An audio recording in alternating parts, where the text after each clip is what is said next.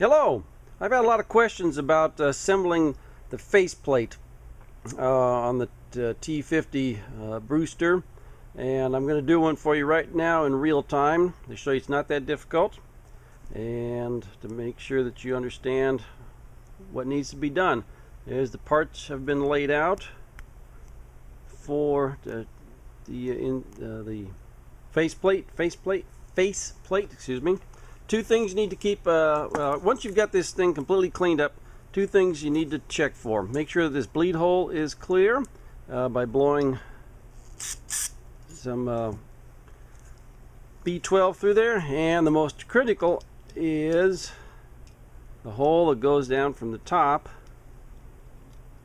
inside here down and then spray, and you can see the spray going in there. Let me just switch over to macro. Let me see if that makes a difference.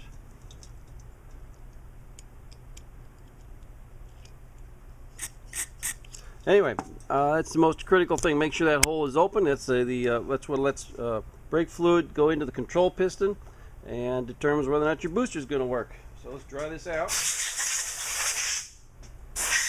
All right, time to assemble.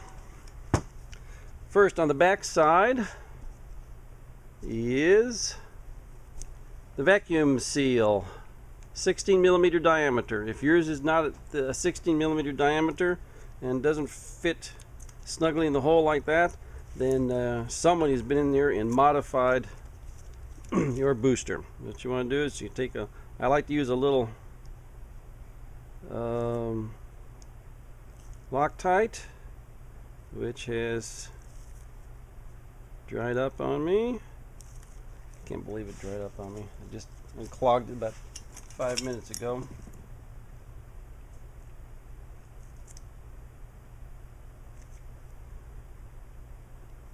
All right. Put some Loctite on here.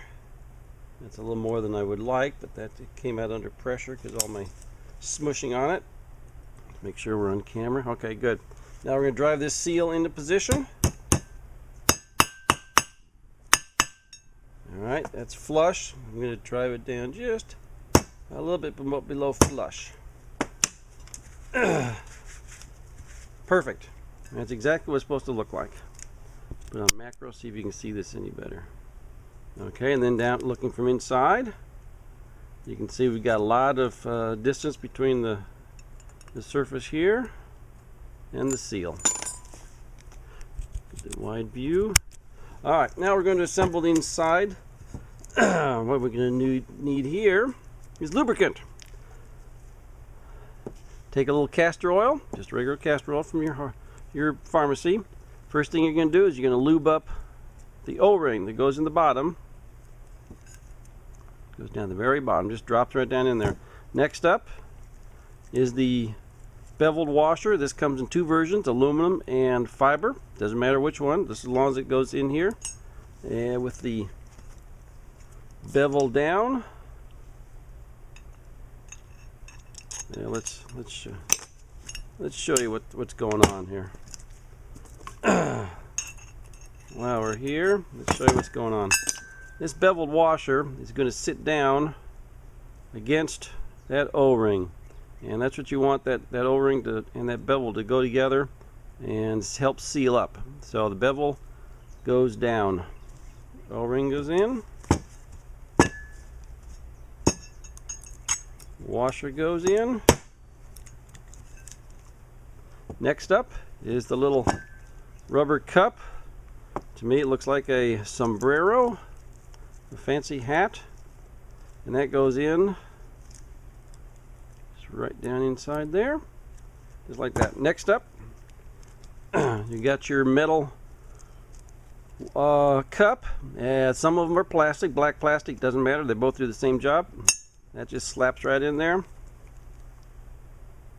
Next up is your washer. This comes in scalped washer, comes in 2 or 3 different versions. Nope, doesn't matter, just goes right on in there.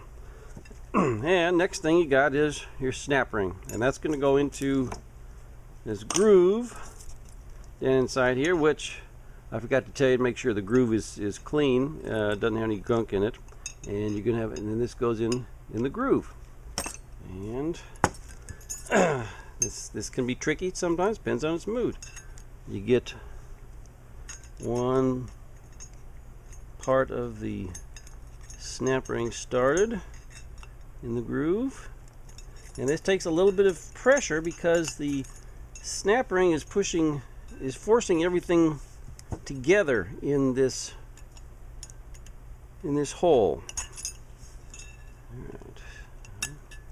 Got one side in. Now let's work it around, a side at a time.